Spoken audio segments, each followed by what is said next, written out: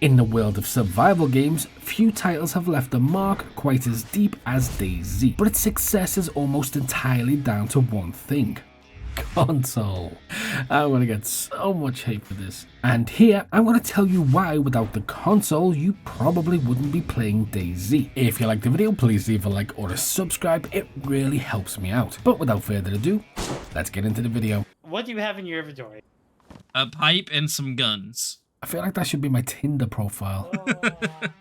I want to preface this by saying this video isn't anti-PC. I discussed the PC's part in all of this at the end, but after dozens of hours looking into this, I do think I have enough information to finally offer some value here. But I really would like your input, so please let me know in the comments exactly what you think. Now let's begin. About a decade ago, the survival sphere witnessed the meteoric rise of DayZ. Originally a mod for the renowned Arma 2, DayZ became the poster child for ruthless zombie survival gameplay. Unyielding mechanics and intoxicating freedom sprinkled with player creativity. This was exactly what gamers wanted, immersing them in a world overrun by the apocalypse and brain-eating infected. However, not everything was rosy. Bugs, server woes, and a prolonged early access phase started to weigh heavily on its player base. Critics were quick to predict its doom, especially when many other titles followed a similar trajectory, and in those cases players turned away for good, unable to recover. And this interest dip wasn't just on the players' side, it also lost Bohemia Interactive's attention, as they were more engrossed in their flagship Arma series, the game that actually had the numbers and revenue. So by 2017, DayZ's player count plummeted to an all-time low. Numerous updates created fleeting spikes in interest,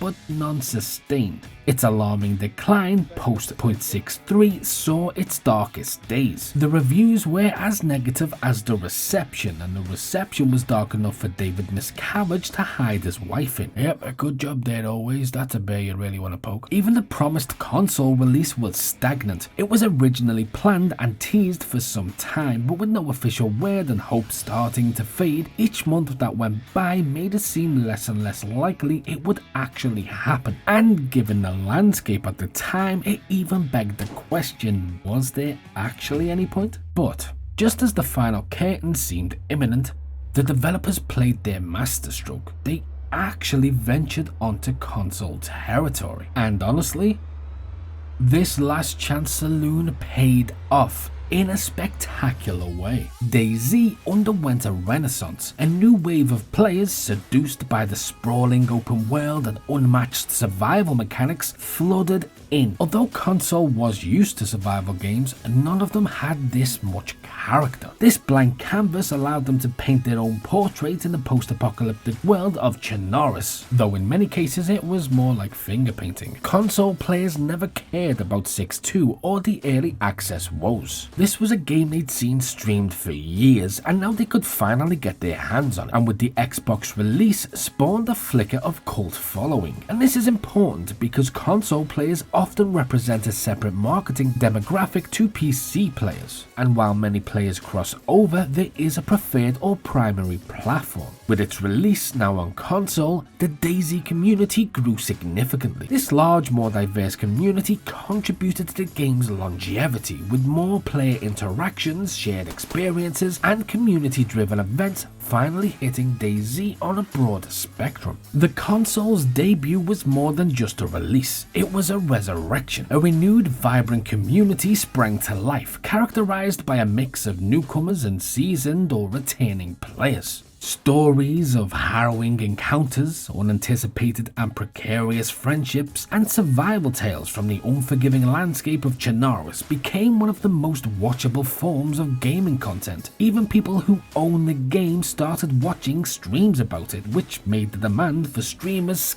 skyrocket. In fact, my first ever video and the birth of this entire channel kind of started with me showing my newly DayZ acquainted friends how to feed themselves. And because of this spike, the ripple effect of this boom also rejuvenated the PC version. People just wanted more of the previously dying game. The console's introduction was a game changer. This wasn't just a spike now, it was a sustained surge, bolstered by enhanced visibility through streams and and engagement. This phenomenon, where console boosts a PC-centric title, isn't restricted to DayZ alone. It's an established marketing blueprint that goes both ways. Even today, many console players upgrade their PCs specifically for DayZ, just to get what they consider to be an enhanced experience because of mods. This was followed by the PC's hurried and somewhat lackluster release, stemming from Steam's reshaped early access policies, which forced it to come out of early access sooner than originally expected. So instead of being met with cheers and celebration, with the occasional pair of used underwear thrown from the crowd, it was met with sighs and complaints. And used underwear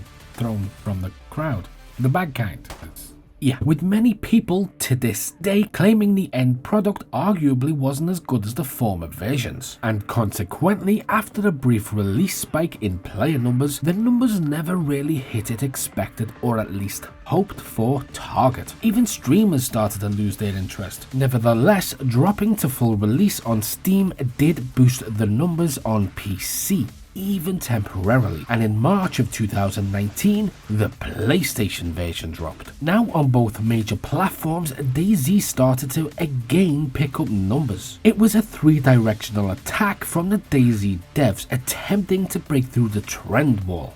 And it did just that. By broadening the platform, DayZ stabilized its player base. This is crucial for multiplayer games that rely on strong player numbers to provide a good gameplay experience. And so as soon as the holidays came, the sales increased. And this move to console came with updates and improvements that addressed many issues present in the early PC versions. This not only provided a better experience for console players, but also improved the game's reputation across platforms. But probably the most important thing is this comeback didn't just grow the player base. Its continued numbers and community shout reignited the developers' commitment. Emboldened by the community's rekindled enthusiasm, Bohemia Interactive dove deeper, fine-tuning and expanding the DayZ experience to try and create a modern, up-to-date version. The era post-2019 wasn't about sporadic patches. The game witnessed a cascade of regular updates, intricate bug fixes and content enhancements. We now have an extremely capable and dedicated team working continually to improve and modernize DayZ, trying to push for another 10 years of player commitment. Without console, DayZ might have experienced fleeting limelight again, but the odds of this based on other games and historical data suggests it was extremely unlikely, and so sustaining momentum, let alone scaling how it did, would have likely remained a distant dream. Strip away the console and the game's trajectory spells a gradual decline, perhaps even pinpointing its eventual end. But this video isn't a knock to PC's contribution or the impact it's had, because there is a bit of a spin here. The modders, who by the way are ridiculously underappreciated in the DayZ community, modders pushed the game to new heights, adding way more things as each year passed when the official updates fell short. This continued support from modders giving us even more ways to customize our story is a huge contributor in DayZ's continued growth.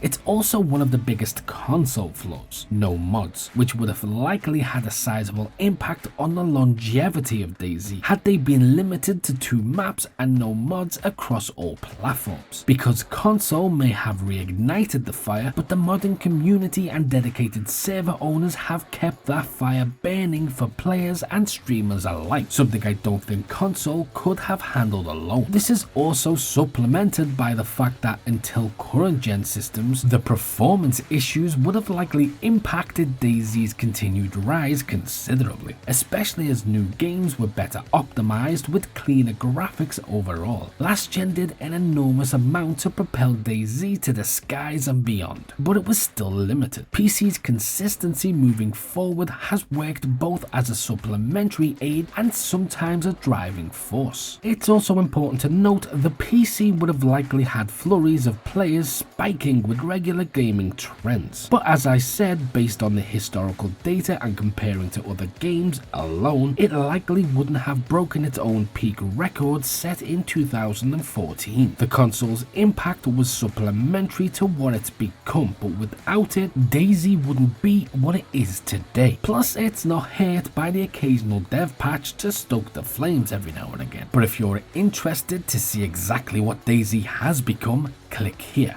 Or for something else, click here. And as always, until next time.